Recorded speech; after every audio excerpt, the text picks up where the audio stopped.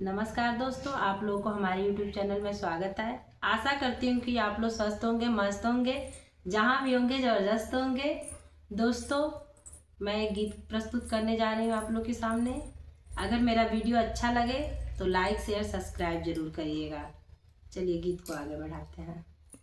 रतिया दिन बलमुआ गारी हो तरकारी के बिना ना, रतिया दिन बलमुआ गारी हो तरकारी के बिना ना।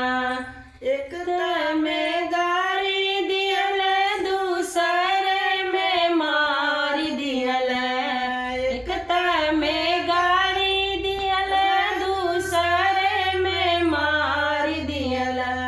ओ पर सासु ललकारे हो तरकारी के बिना ना, ओ पर सासु ललकारे हो तरकारी के बिना ना।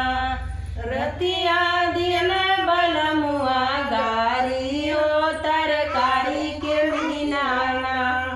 एक में मार दियल दूसरे में मार दियल, एक में गारी दियल दूसरे में मार दियल।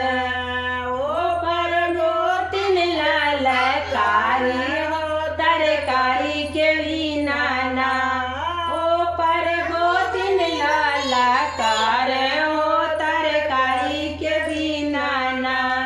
रतिया बलमुआ गारी हो तरकारी के बिना ना, रतिया दिन बलमुआ गारी हो तरकारी के बिना ना।